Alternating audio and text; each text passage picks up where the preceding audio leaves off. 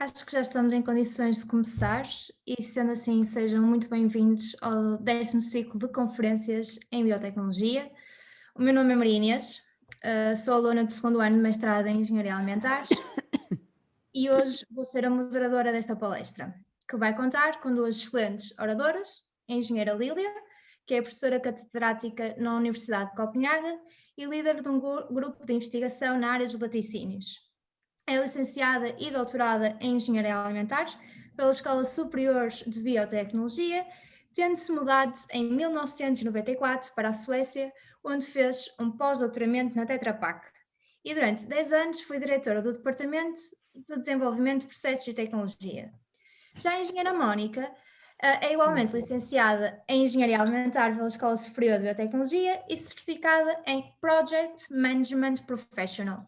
Atualmente é gestora de projetos da Tetra Pak, que vão desde o ciclo de vida do produto, transformação de negócio, resolução de problemas, até ao desenvolvimento de produtos de média a alta complexidade. É com muito prazer que recebo estas duas ex-alunas para debater o tema sobre o futuro da alimentação, cujo título é Queremos continuar a comer num mundo maravilhoso, mas será isso possível? Vamos então dar, Obrigada, Inês. vamos então dar início às questões e acho importante relembrar, e tal como é referido no texto introdutório da palestra, que a cadeia alimentar é responsável por 70% do consumo de água doce e por mais de 30% das emissões de gases com efeito de estufa. Desta forma, pergunto à engenheira Mónica de onde é que vêm estes valores tão elevados e quais os fatores / setores que podem estar a contribuir para um maior impacto. Sim, obrigada, antes de mais nada, obrigada por esta experiência e peço desde já desculpa se por acaso o meu português não for perfeito, porque como eu estou em Itália há tantos anos e falo sobre estas coisas ou em italiano ou em inglês, é um bocado difícil. De qualquer forma, Inês, como tu dizes, portanto, a cadeia agroalimentar, vamos só, portanto, no fundo, definir o que é que nós estamos a falar sobre isso ou o que é que nós entendemos sobre isso. Portanto, desde a cultivação, portanto, a parte da agricultura, a parte da pecuária, portanto, dos animais, até à recolha, portanto, passando pela recolha das matérias-primas, a transformação dessas matérias-primas, o embalamento, também faz parte, portanto, o empacotamento, o transporte, que tem um impacto, como nós sabemos, enormes, até ao ponto de consumo, não é? E depois a eliminação dos resíduos. Portanto, o impacto ambiental de tudo isto é enorme. Portanto, agora andar a definir exatamente de onde é que vêm os vários impactos não é fácil, mas sem dúvida, portanto, o transporte tem um impacto enorme, e a parte de eliminação dos resíduos, sobretudo embalagens, que utilizamos tanto e até demasiado, tem um impacto enorme. E pronto, sim, uma reflexão, portanto, o impacto ambiental nos tempos dos nossos avós na cadeia agroalimentar não era nada disto, né? Portanto, era um bocado diferente. Não havia a globalização que há hoje, não havia a vontade que nós temos agora de comer, será, laranjas durante todo o ano ou ananases durante o inverno. Portanto, agora há necessidade de proteger, de processar os alimentos de uma maneira que não havia antigamente. Portanto, o impacto ambiental aumentou imenso durante estes anos. Portanto, nós, como consumidores, queremos estar confortáveis, queremos estar, pronto, queremos ter tudo o que nós estamos agora habituados, não é? Ter mangas, ter laranjas, ter isso tudo. Não vamos à quinta do tio António buscar o leite, não é? Portanto, agora queremos ter tudo muito bem protegido, tudo muito bem cómodo, uma embalagem fácil de verter, provavelmente até com tampas, e tudo isso se soma, não é? Portanto. E engenheira Lília, quer nos dar a sua perspectiva, a opinião desta questão? Sim, posso dar, completando um bocado o que a Mónica disse, porque acho que disseste, pronto, muitas coisas que são relevantes e que eu confirmo. os pontos, por exemplo, que eu acho muito importantes neste contexto, percebes? Não sei se já pensaram nisso, mas a produção agrícola tornou-se muito efetiva nos últimos anos, por isso produz-se muito mais em muito menos terra disponível, o que é importante também, porque é necessário para alimentar o número crescente de pessoas que temos no planeta, mas isso tem-se feito à custa de energia fóssil, tem feito à custa de pesticidas ou fertilizantes e tem feito à custa de irrigação, muita água que é necessário para produzir muitas das plantas. Por isso, basicamente, os métodos de cultivo que foram usados e que têm sido fomentados criam muitos problemas e não são sustentáveis, e por isso tem que ser feita uma mudança grande nesse sentido. Por exemplo, costuma-se dizer que talvez 7 vezes mais nitrogênio é produzido na agricultura na Europa do que seria sustentável. Por isso são reduções muito grandes e são transformações muito grandes que eu, pronto, também não pertenço à parte agrícola, por isso não posso dar muitas dicas do que é que se pode fazer aqui, mas acho que é uma parte importante a reconhecer. Outra parte que eu pessoalmente acho muito interessante, que também não sei se já pensaram, que é que temos tido ao longo dos anos uma perca de biodiversidade. Que tem acelerado muito nos últimos anos. Eu não sei se somos conscientes dessa perda de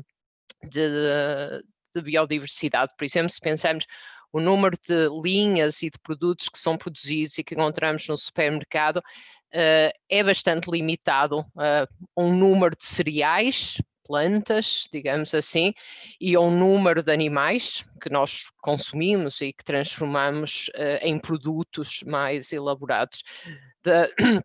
Do número total de espécies que existem, percebes? Podemos comer, que seja 14 mil espécies, eu vi uma vez, talvez sejam consumidas 150, e dessas, se pensarem que a maior parte da energia que nós obtemos, de facto são de 3: arroz, milho, trigo e batatas, de certa maneira. Por isso, é uma diferença muito grande. Nós também sabemos, por exemplo, que a parte de carnes tem aumentado imenso, por isso o consumo de carnes tem aumentado muito nos países desenvolvidos, e claro que vão além desses consumos, vão além dos valores que são sustentáveis. Eu não estou a dizer que carne não seja necessária, mas o consumo em quantidade que se faz não é sustentável. Por isso costuma-se dizer muitas vezes também que as cadeias alimentares estão quebradas. Não sei se já ouviram esta terminologia. Por isso, o que se produz na agricultura, que depois é transformada em produtos alimentares, não está equilibrado, não é? Produz muito que depois não é transformado, transforma-se muito em produtos que não são consumidos porque o consuminte não quer, e isto cria um desperdício alimentar muito grande, que tem sido o foco de necessidade, ou há necessidade de mudar. Por isso eu acho que são estes pontos a considerar. Uma resposta longa? Obrigada. Tendo assim, tendo em mente esta problemática, todos estes impactos, quais serão as opções, soluções que há ou que poderão vir a existir para reduzir este impacto? E quais é que poderão ser os maiores desafios para nós que estamos agora a acabar o mestrado ou licenciatura e que vamos ingressar no mundo do trabalho, ou então também para os já de engenheiros na indústria e a trabalhar? Começo eu, Mónica? A embalagem é importante, mas eu vou começar pela minha parte. Muito sinceramente, eu desde que me formei, não é, em engenharia alimentar, e tanto na Suécia, em que carros foram sempre mais interessantes que a parte alimentar, e música, como sabem, usava, e não sei o que, a parte alimentar era sempre pequena, não tão importante. É um prazer agora ver que não é o caso. A parte alimentar tem um interesse enorme, porque exatamente por esses desafios em termos de sustentabilidade. E o que é preciso? O que é que eu vejo? Desenvolvimento de alternativas à carne ou a produtos de origem animal. Podem pensar, eu posso falar mais sobre isso, pode ser iogurte de favas, pode ser iogurte de batatas, podem ser, vocês veem leite de oat, não é? Alternativa, todas as alternativas aos produtos de laticínios que têm emergido no mercado. Todas as tentativas de melhor usar os desperdícios alimentares. Há empresas enormes que vocês nunca pensaram nisso, mas, por exemplo, aqui, na Dinamarca, dando como exemplo, há 3 empresas enormes que usam soro de leite para produzir ingredientes, proteínas, usam cascas de laranja e algas, em facto, para produzir pectinas e hidrocoloides, acho que se diz também em português, e outra empresa muito grande que usa desperdícios de queijo para fazer queijos em pó, que é um ingrediente também de grande valor. Há imenso potencial, é enorme, tanto criar negócio mas claro que é preciso saber como transformar esses produtos. Outra área é as novas fontes de alimentos, insetos, algas, microalgas, tudo. Por isso há alternativas que estão a emergir, que há imenso que fazer como engenheiros alimentares. Por isso é só a vossa criatividade que pode prosperar. Obrigada. E engenheira Mónica, a seu ver, que soluções existirão ou poderão ser criadas a nível das embalagens? Certamente, portanto, isso, embalagens, pronto, e não só, portanto, o setor das embalagens, eu não, apesar de trabalhar numa empresa de embalagens, não sou, digamos, especialista, há muitas mais coisas a dizer sobre isso, mas é evidente que o impacto ambiental no aspecto das embalagens é enorme, portanto, o desafio para vocês, como engenheiros alimentares e futuros operadores no setor alimentar, é enorme, e portanto, no fundo é um desafio barra uma oportunidade. É evidente que a melhor embalagem seria a não embalagem, não é? Portanto, eu não tenho nenhuma embalagem, portanto, assim é muito mais sustentável, se pode dizer assim. Portanto, há que minimizar a necessidade de embalagens. Neste momento há uma tendência enorme para o overpackaging, não é? Portanto, é tudo overpackaging, tudo super embalado, tudo super produzido. Portanto, há que tentar diminuir as quantidades ou melhor, as necessidades de ter estas embalagens assim tão overspec, portanto, não sei como é que é dizer, mas são overspec. Portanto, na minha opinião, desafios neste sentido existem, obviamente, na parte da reciclagem, como é evidente. Portanto, reciclar de maneira sustentável é um desafio grande. Nós, pronto, como empresa onde eu trabalho, fazendo embalagens que são acopiati, agora não me vem a palavra em português, mas portanto, são multistrato, exato. Multistrato são à base de papel, portanto são consideradas, digamos, embalagens de papel, mas é lógico que tem o alumínio, tem o plástico, não é? E são vários tipos de plástico. Portanto, nós temos, portanto, e cada uma delas tem a sua função, portanto, tentar arranjar alternativas sustentáveis, por exemplo, para substituir o alumínio, é uma área com certeza de muito interesse. Neste momento estamos já a colaborar com fornecedores de polímeros que são alternativos ao alumínio, porque isso é uma das coisas mais difíceis também de desacopiar, digamos assim. E que sejam biodegradáveis, pronto, não é? Que sejam mais fáceis de reciclar. Outra área que eu também acho que é interessante é a área do reutilizo, portanto, reutilizar as embalagens, não é? Portanto, tentar dar-lhe uma outra vida. Depende do setor onde se está a operar, não é? Mas isso também é uma outra área. Portanto, quando a gente pensa no ambiente, no setor alimentar e no setor das embalagens, às vezes pensamos só na reciclagem, mas o reutilizo, e também vamos falar mais disso durante a conversa, é muito interessante e muitas das vezes nós não pensamos nisso, pensamos só na reciclagem, não é?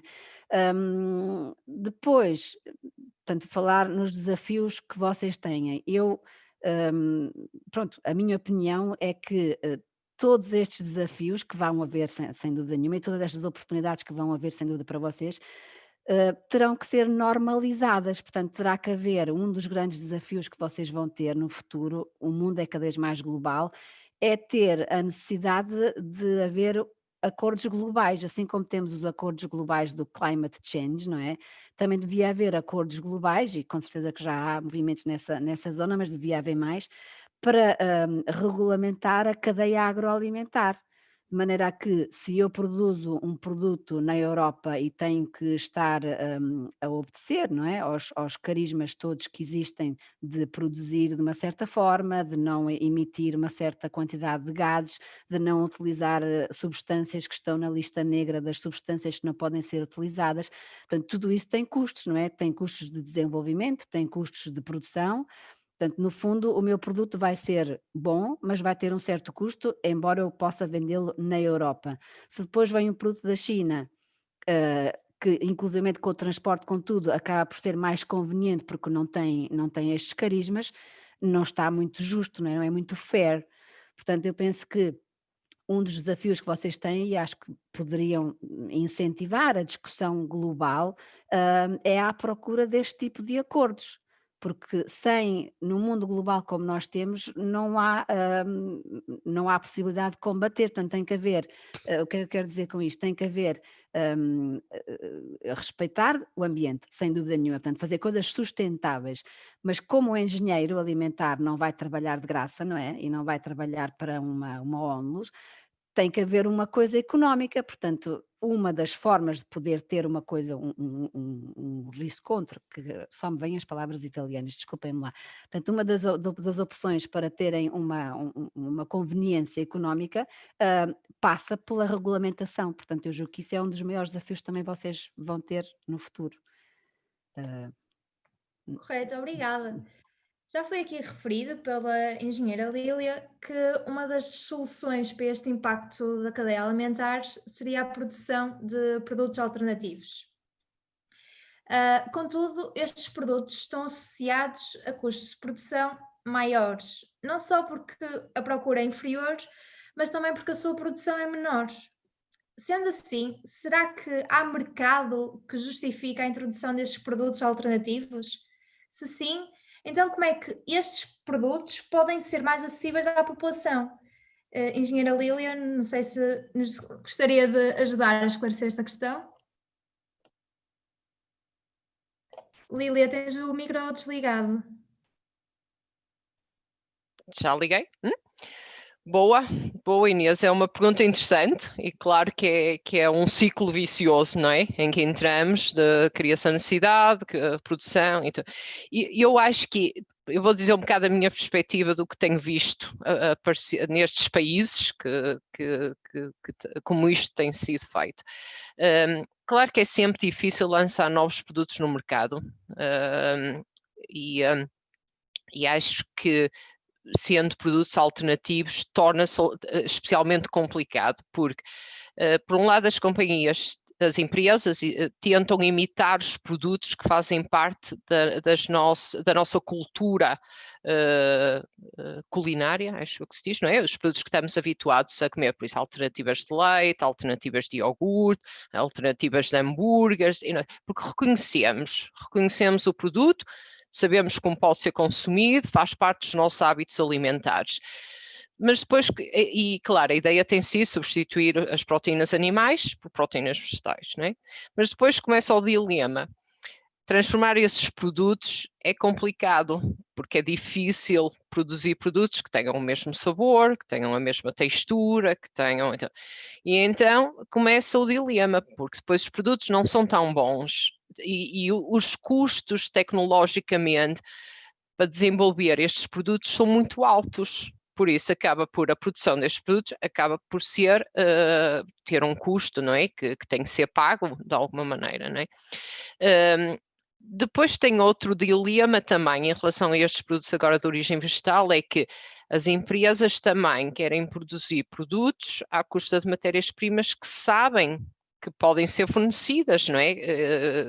Que têm, como é que é dizer? Por isso, fornecedores que são agora perdi a palavra, que são capazes de entregar os produtos na quantidade que é necessária. E isso também faz com que não haja, neste momento, disponibilidade de muitos desses materiais. Por isso, a seleção dos materiais com que a indústria pode produzir hambúrgueres ou sei o quê, é limitada. E por isso, sendo limitada, também se torna mais cara, não é? E tornam-se os produtos mais difíceis de ser desenvolvidos. Por isso, quer dizer, eu vou dizer mais ou menos o que eu tenho visto na Suécia e na Dinamarca, que de facto o número de produtos tem aumentado no supermercado, mais na Suécia que na Dinamarca, por isso a quantidade de prateleiras no supermercado, que antigamente tinha-se, não é, a parte da carne, das salsichas, agora tem uma parte de produtos vegetais que tem aumentado de ano para ano. Claramente vê-se com os olhos o aumento desses produtos. É muito a imitar estes produtos, vê-se muito salsichas à base de diferentes vegetais, hambúrgueres, carne picada, chili sem carne, e esse tipo de produtos que são fáceis e que as pessoas reconhecem. E depois, claro que esses produtos tentam competir em preço com as suas alternativas de carne, o que muitas vezes também é possível, porque a carne também é cara aqui, pelo menos também nestes países. Por isso, eles têm encontrado, em alguns nichos de produtos, de facto, encontrar preços que são compatíveis em termos de preço. Ou então, que é o que também acontece, as pessoas estão dispostas a pagar mais. Em alguns destes produtos, vê-se claramente que as pessoas estão dispostas a pagar mais pelo facto de contribuíram para um planeta mais saudável. E isso, claro, que tem a ver também com a riqueza do país, não é? Com a possibilidade que existe. Mas depois torna-se um ciclo positivo, não é? Há mercado, pode-se produzir, pode haver desenvolvimento de materiais-primos e continua o ciclo, não é? Por isso, eu acho que é possível e acho que tem que se tentar, mas é um ciclo que tem que se começar com produções pequenas que vão aumentando. Acho que é a minha opinião. Obrigada. Por isso, temos que estar dispostos, se calhar, como consumidores, também a pagar um bocadinho mais por um planeta mais sustentável, se o pudermos, não é? Uma perspectiva interessante, sem dúvida. Uhum. Uma segunda solução, também apresentada pela engenheira Mónica, foi a redução das embalagens. Nesta perspectiva, eu gostava agora de dirigir a questão à Mónica e perguntar se, havendo uma redução das embalagens e sabendo nós que hoje em dia as novas técnicas de transformação dos produtos são menos evasivas, de forma a que estes mantenham as suas características nutricionais e sensoriais, não terá esta redução das embalagens um efeito negativo depois nos prazos de vida útil dos alimentos, levando depois até, por consequente, a um desperdício alimentar?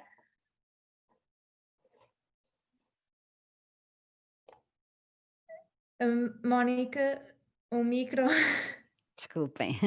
É uma pergunta muito, muito, muito interessante, e obrigada por ela. Não é fácil de responder, mas de qualquer forma, queria começar por dizer o seguinte, pelo menos da experiência que eu tenho pela empresa onde eu trabalho. Portanto, como eu estava a dizer há bocado, há uma tendência para fazer um overspec das embalagens e um overspec do processamento térmico de maneira a manter o prazo de validade muito longo. Se nós pensarmos, por exemplo, no leite UHT, e a Lili ainda é mais especialista do que eu nesse aspecto, nós produzimos o leite para ter uma certa validade, não é? E depende dos países onde se vendem, há leite UHT que tem de validade de 3 meses, há outros sítios em que tem 6 meses, e pronto, isso varia muito. Portanto, os produtores e os embaladores, portanto, no nosso caso, desenvolvemos, planeamos as embalagens de maneira a durar pelo menos um ano, portanto, o que é muito, não é? Normalmente os produtos são consumidos muito antes do fim da validade, portanto, no fundo, por um lado, o que tu estás a dizer está certo, portanto, se nós quisermos reduzir o impacto ambiental, teremos que estar disponíveis a ter um tempo de vida útil menor, está certo, e no fundo isso existe já hoje em dia. Portanto, hoje em dia, se tu compras o leite UHT, não vais comprar quando vês o prazo de validade, tu não vais consumir o produto no fim da validade, portanto consegues produzi-lo muito antes. E agora também há, provavelmente aqui em Itália, provavelmente também deve haver em Portugal, aquele setor dos supermercados que vendem produtos mais baratos, os que estão mais perto do fim da validade, não é? Porquê? Porque realmente é um prazo de validade muito, muito amplo. Portanto, eu penso que um dos desafios também para vocês é tentar mudar o mindset das pessoas para tentarem fazer um consumo um bocado diferente e para quererem ter como diz, uma exigência em termos do prazo de vida dos produtos diferente do que há agora. Claro, sempre em relação obedecendo aos critérios legais, isso é evidente. Por outro lado, quando se fala de novos materiais de embalagem, portanto sustentáveis e assim, há um ponto cardinal que tem que ser mantido, evidentemente, nós e a nossa concorrência, com certeza, que é a manutenção da asepticidade, não sei se isto se diz, portanto, a manutenção da esterilidade do produto e a manutenção das características organoléticas do produto. Portanto, eu não posso ter um material mais sustentável porque é feito, sei lá, de um bio ou qualquer coisa, mas que depois deixa-me entrar o oxigênio ou deixa-me entrar a luz e depois vai-me degradar o produto. Portanto, na procura destes novos materiais, e aí está também mais um desafio para vocês, têm que se tentar arranjar materiais sustentáveis, não é? que tenham um impacto menor sobre o ambiente, mas que mantenham a capacidade de proteger. E depois, ao mesmo tempo,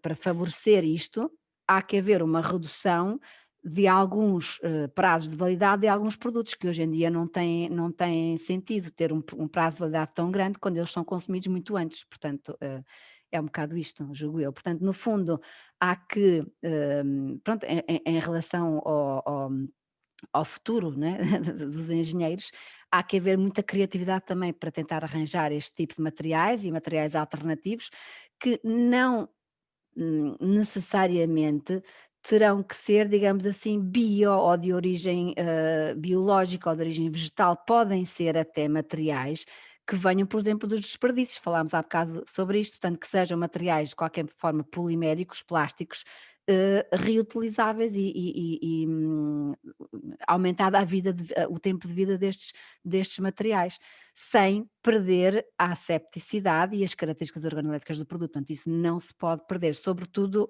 dentro do prazo de validade, que terá que tentar reduzir-se para alguns produtos, por exemplo, nomeadamente o leite UHT, julgo eu. Obrigada. Um segundo problema mencionado inicialmente e no texto introdutório a esta palestra foi que a cadeia alimentar era responsável pela perda de biodiversidade, peço desculpa, a um ritmo alarmante. Poderá esta perda de biodiversidade estar igualmente associada à globalização? Ou seja, à necessidade que nós temos hoje em dia de ter todos os produtos em todo o lado? Lília, olha a palavra. Sim, a mim acho que sim, de certa maneira sim, está bastante ligada a isso, embora talvez não só, mas de certa maneira, claro que está relacionado com isso, porque eu acho que a perda de biodiversidade tem muito a ver com a necessidade de, como é que é dizer, dos agricultores, não é? Da produção agrícola, ser efetiva, por isso ter lucro, produzindo produtos a baixo preço. E aí tem a parte que tem a ver com a globalização e também não, mas nós também não queremos pagar muito pelos alimentos, nós queríamos preços acessíveis e pronto, também tem a ver com há famílias que precisam, não é? Que tem a ver com a situação económica, mas há um interesse mesmo em países com boa situação económica, que os alimentos não sejam muito caros, porque depois o dinheiro sobra para outras coisas, não é? E com isso faz com que a produção agrícola tem que ser otimizada, não é? E tem que ser tornada mais efetiva, para produzir esses produtos de baixo preço. Claro que, por exemplo, o que tem acontecido aqui na Dinamarca, e que eu imagino talvez seja na Europa toda, o número de agricultores tem diminuído imenso. E os que existem compram as quintas dos vizinhos, não é? Por isso há cada vez menos agricultores, mas produzem cada um deles muito mais.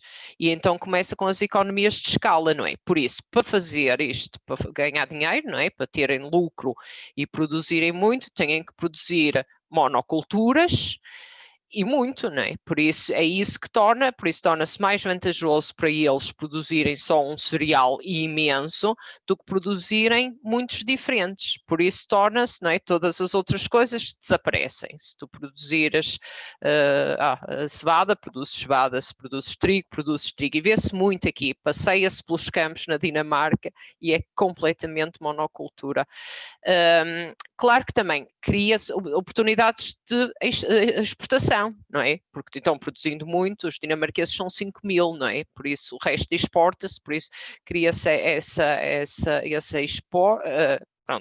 exporta-se e então há disponibilidade de poucos alimentos, porque são os que acabam por dar mais lucro. E claro, de certa maneira tem a ver, como digamos, com a nossa capacidade ou de não querer pagar também muito. Por isso, claro que tem, de certa maneira, a ver com a globalização e é preciso mudar isso, não é? Por isso é preciso introduzir novos materiais e também para os agricultores encontrarem um bom balanço na produção, não é? Porque se eles começarem a dar mais dinheiro para o quinoa, eles se calhar também produzem quinoa, quer dizer, é conforme lhes pagarem também, não é? Correto. E, engenheira Mónica, a perda de biodiversidade poderá também estar associada à conveniência? Isto porque, por exemplo, fala-se atualmente muito na problemática dos plásticos de uso único e que estão a ser substituídos por materiais, por exemplo, de cartão. Só que todas as embalagens que são para contacto com alimentos, o cartão não pode estar diretamente em contacto com o alimento, então são revestidos com películas de plástico. Não será estes novos materiais ainda mais difíceis de reciclar? Ou seja, não estaríamos querendo solucionar um problema a criar outro ainda maior? É uma ótima pergunta, a excelente pergunta que eu própria também faço a mim mesma e à qual eu não sei responder, portanto vou já dizer isso, eu não sei responder. Ou melhor, temo que tenhas razão, portanto no fundo temo que tenhas razão, porque às vezes fazemos estas leis, portanto este SUP, não é? O Single Use Plastics que foi feito na Europa e que está a condicionar o desenvolvimento no nosso caso, de embalagens. Nós temos que obedecer a este tipo de coisas e neste momento, por exemplo, estamos a fazer palhinhas de papel, o que também é extremamente difícil. E é lógico que nessa palhinha de papel também tem que haver uma certa impermeabilização, portanto tens que procurar produtos que sejam compatíveis com a alimentação, mas que sejam impermeabilizantes. Portanto, lá está de novo a criatividade que é necessária haver e que vai haver muita no futuro, portanto, nesse aspecto acho que vai haver ótimas oportunidades para vocês. Portanto, tudo isso tem que ser depois, como tu disseste, reciclável de uma certa forma, não é? Portanto, depois depende da seriedade e do controle das autoridades em verificar que assim seja. Portanto, eu não sei se, por exemplo, os copinhos de papel que nós agora vemos nas máquinas de café, que talvez tenham um certo impermeabilizador, se isso não será um problema maior. Portanto, eu não sei responder. O que eu sei responder é, pelo menos por aquilo que nós temos feito, portanto, tem que haver uma procura séria destes produtos alternativos que têm que ser compatíveis, quer com a alimentação, quer com a maneira depois de os reciclar posteriormente. Pronto, e uma das coisas que nós até falámos durante as nossas conversas anteriores a esta palestra foi que, por exemplo, agora há uma tendência muito grande, a Lília também dizia isso, sobretudo nos países do norte da Europa, mas também começa-se a ver aqui nas empresas, quando se podia trabalhar, porque agora com o Covid não se vai trabalhar para lado nenhum, não se vai para as empresas, utilizar a caneca, portanto, utilizar a canequinha pessoal, não é? Portanto, tu tens a tua canequinha, vais à máquina de café e pronto, é single use, lá está. É single use, mas é single use, quer dizer, não é single use, é só para ti, portanto, só tu é que estás a usar, portanto, aí vais diminuir e muito, pelo menos uma empresa que tem 900 trabalhadores, como por exemplo nós temos em Modena, diminui muito a quantidade de plásticos que se deita no lixo, não é? Portanto, isso também é uma ideia.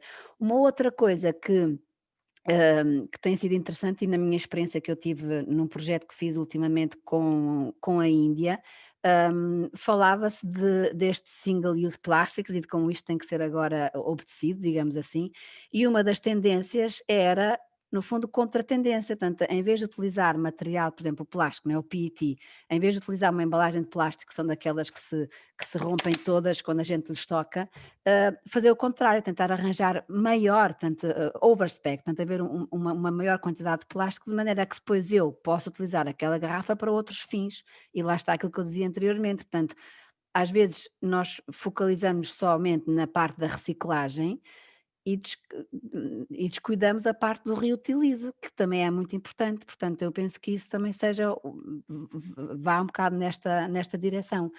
E pronto, sempre em relação a este assunto dos single-use plastics e da maneira como se tem que enfrentar esta situação, esta problemática, é a famosa economia circular, portanto, com certeza que já ouviram falar, não é?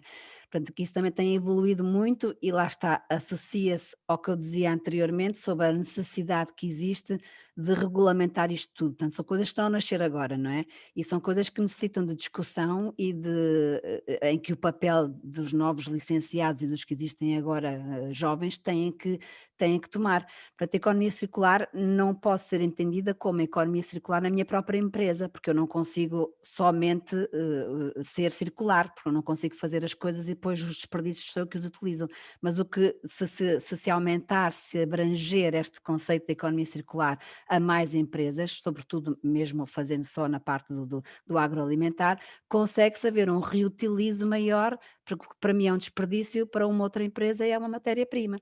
Portanto, tudo isto vai melhorar a parte pronto, a temática do utilizo cada vez menor de plásticos e dos single use e disso tudo, portanto, acho isso.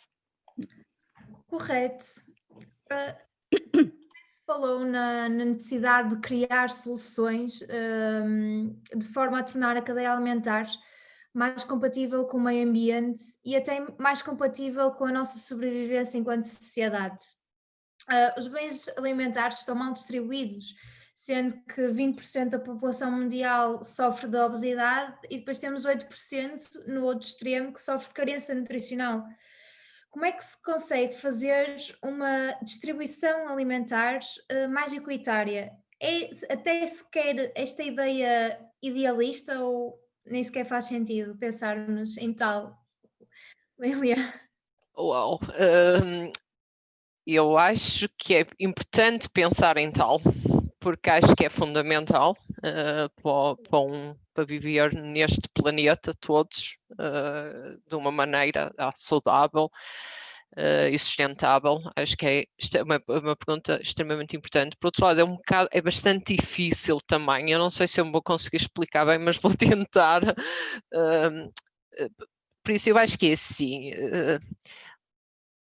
O que nós comemos, o que nós temos disponível para a nossa alimentação é afetado pela economia e pelo comércio, se assim se pode dizer.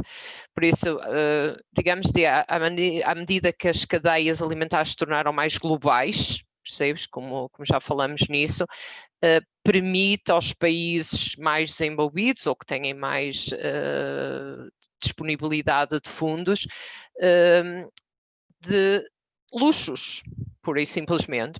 Pode-se comprar caviar não sei de onde e sei lá mais o que é, por isso é só a vossa imaginação que pode parar. Por isso há uma série de possíveis.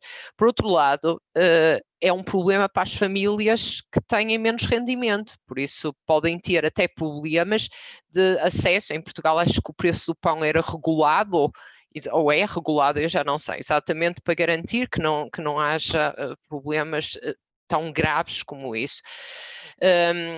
Mas o que acontece de facto, e por exemplo nos países mais desenvolvidos, é que os alimentos se tornaram tão baratos que são desperdiçados.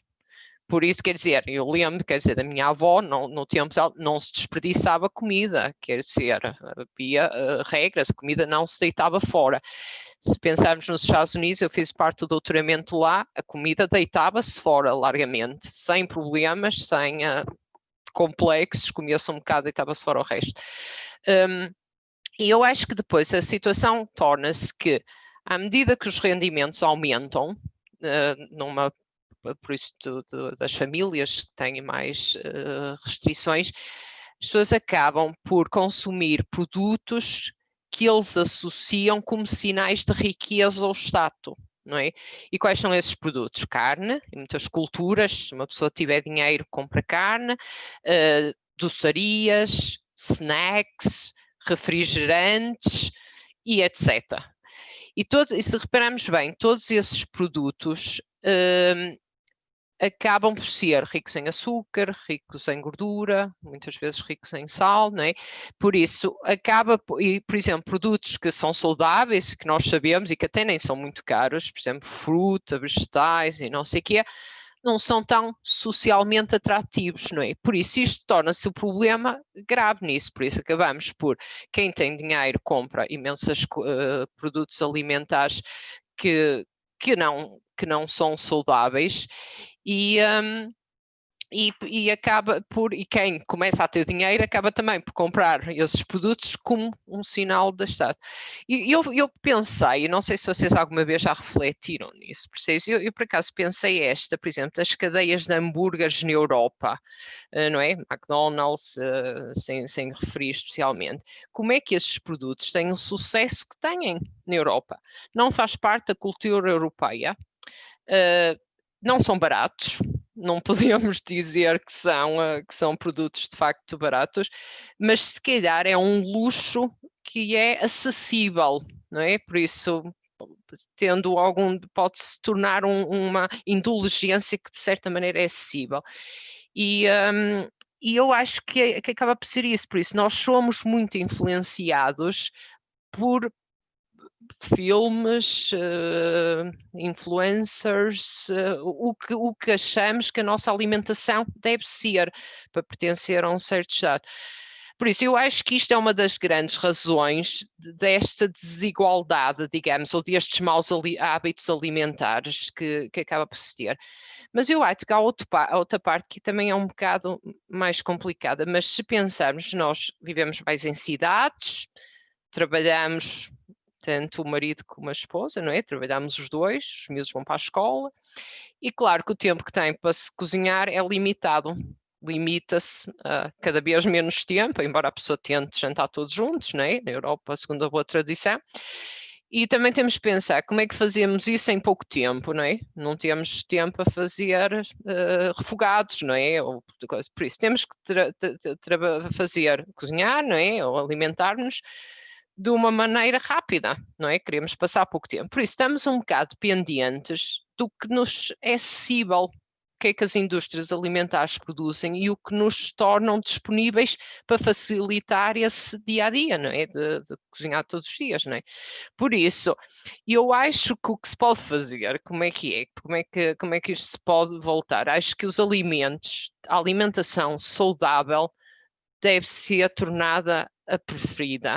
De alguma maneira, tem que ser em termos de status social, tem que haver influencers que puxem nesse sentido. Mas, por outro lado, também tem que ser acessível. E isso também faz parte das indústrias alimentares tornarem esses produtos economicamente acessíveis. Produtos básicos de alimentação básica devem ser acessíveis e devem ser promovidos e ser convenientes. Por isso eu acho que é importante esta parte de comunicação, de influenciar, porque nós somos influenciados e influenciar na direção rápida. Eu muitas vezes, acho que também estávamos a discutir isso, tem que ser mais fácil comprar uma maçã do que um pacote de batatas fritas. E eu acho que não é o caso se formos a quiosques e estamos numa estação e tudo, se calhar é mais fácil às vezes comprar um pacote de batatas fritas do que uma maçã, e quer dizer, a maçã de certeza que é mais barata que o pacote de batatas fritas, mas, não é? Por isso, eu acho que nós como consumidores temos possibilidade também de repensar o que fazemos, como nos comportamos, o que escolhemos, porque acho que isto acaba por começar a desenvolver a roda na direção certa. Mas não é sempre fácil, porque até mesmo, por exemplo, água, agora lembrei-me da história da água em pacotes, água embalada, não é? Por isso é muitas vezes mais acessível e por isso acabamos por consumir essa água, acabamos por consumir embalagens que poderiam ser que poderiam ser substituídas pela garrafa de água da pela torneira. garrafa de água que trazemos de casa, por exemplo, se a água for boa, não é? Exato. A água de Coimbra é ótima, ou do Porto. Exato. Não, é Correto. verdade. A sua questão leva-me a outra questão, e agora só para terminar, estamos mesmo nos minutos finais, que é, então a alimentação sendo mais saudável, não poderíamos optar pela alimentação ou melhor, a alimentação do futuro não poderia ser um retrocesso ao passado? Eu passo a explicar. Se não houvesse tanto consumismo e tanto desperdícios, será que havia hoje uma necessidade tão grande de transformar a cadeia alimentar? E quero abrir também para finalizar esta questão às duas oradoras. Não sei quem é que quer começar. Mónica, o micro. Estava a perguntar à Lídia se querias que eu te desse um bocadinho de Quer tempo, já que dizer, falaste tanto. exato. Não, no fundo eu posso só iniciar um bocadinho, depois tu podes concluir, mas no fundo também já disseste algumas coisas e estavas a tocar esse assunto agora, portanto, e é muito interessante esta pergunta, eu acho muito gira esta pergunta, Inês, porque no fundo antigamente comia-se mais saudável, não é? Porque não havia esta coisa de tudo ser processado, tudo ser super embalado, tudo ser super protegido, tudo ser quase que não sabe, não é? As coisas não sabem aquilo que nós estávamos habituadas ao que soubesse. Portanto, lá está, é a globalização versus uma coisa mais sustentável. Portanto, como estavas a dizer tu, Lília, só queria construir sobre aquilo que estavas a dizer, que dizias, nós como consumidores temos que ser um bocadinho mais responsáveis, temos que ser um bocadinho, pronto, pensarmos mais e disseste muito bem, refletir, e disseste muito bem sobre os influencers, não é? Portanto, eu gostava de partilhar a minha visão sobre isto, portanto, não é fácil, como tu dizes, nós somos influenciáveis e as novas gerações ainda mais, porque como tu dizes, o pai trabalha, a mãe trabalha, não há tempo para nada, quase não se conversa durante as refeições, onde é que eles vão buscar as informações? É nas internets, é nos influencers, é nos Facebooks, ou na escola. Portanto, eu acho que em termos culturais, se nós quiséssemos efetivamente modificar as coisas de maneira a que fiquem para o futuro, eu julgo que deveria haver também uma sensibilização a nível de educação alimentar, assim como há talvez educação cívica. A educação alimentar, como tu dizias, é mais fácil comprar um pacote de batatas fritas, não é, do que comprar uma maçã. Eu sei que na Suécia e na Dinamarca vocês nas lojas vendem as maçãs, coisas que aqui no sul da Europa isso não se vê, mas eu penso que isso poderia ser levado por uma exigência dos jovens, se eles tivessem esse tipo de educação. Portanto, eu acho que passa muito também sobre a escola, sobre a educação do início das gerações. Portanto, não pode ser uma coisa que vem agora assim de um momento. Portanto, eu penso isso, mas sem dúvida nenhuma é mais sustentável a famosa o leite do tio António, como dizíamos no início. Exato, se conseguirmos apanhar o leite do tio António. Pois. Não, eu concordo, mas eu acho que é assim, eu penso que se calhar não devemos ter medo de retorcer ao passado, porque não era tudo errado no passado, também não era tudo certo, mas também houve experiências que se fez e se viu, talvez fosse melhor no passado, não é? E acho que é preciso ter essa abertura de avaliar o que funcionou, o que funciona e o que poderia funcionar no futuro, baseado na experiência que se tem do passado, não é? Eu apanhei um exemplo que acho giro, por isso vou partilhar. em Ghent, na Bélgica, não sei se há uma cidade que possivelmente vocês conhecem, as autoridades municipais aqui há uns anos decidiram lançar uma estratégia alimentar para reduzir o desperdício alimentar e promover a produção local e consumo de alimentos saudáveis, e também queriam criar cadeias curtas, também se fala muito cadeias alimentares, por isso o produtor está muito próximo do consumidor, que em Portugal até há algumas, não é? As nossas feiras não deixam, são mais ou menos isso, mas dessa maneira eles, por exemplo, criaram isto e conseguiram, através disto, em 2 anos, conseguiram distribuir 1000 toneladas de resíduos alimentares para 57 mil crianças, né? E criaram 42 hortas nas escolas que produzem fruta e vegetais para alimentar as crianças nessa escola, percebes? Por isso, com isso conseguiram reduzir os custos por isso, de alimentação na escola, produzindo junto com os miúdos o que fosse possível produzir. E pronto, acho que é giro, acho que é ideias, há ideias e há muitos casos que acho que deveriam ser partilhados, porque também dá inspiração para outras cidades, para outras iniciativas. Por isso também aqui eu acho que é tentar encontrar esses bons exemplos e partilhá-los e refletirmos sobre eles, funcionam na nossa comunidade ou não, mas acho que há muitas iniciativas que poderiam ser possíveis. Sim. Muito obrigada, obrigadíssima. Com esta questão dou assim por terminada a primeira palestra deste ciclo de conferências e desde já agradeço a simpatia, colaboração e toda a disponibilidade dispensada pela engenheira Mónica e pela engenheira Lília, e espero que nos voltemos a encontrar em mais eventos deste género. À plateia, agradeço a vossa presença. Alguma questão que tenham podem colocar através do e-mail que eu vou colocar aqui no chat, que é também o que se encontra na página 10 no ciclo de conferências. E desde já, um resto de boa tarde. Muito obrigada. Okay. Até à próxima. Obrigada, um prazer. Beijinho a todos. Tchau, tchau. Obrigada. Obrigada, Inês, bom trabalho. Obrigada. Obrigada, Tchau.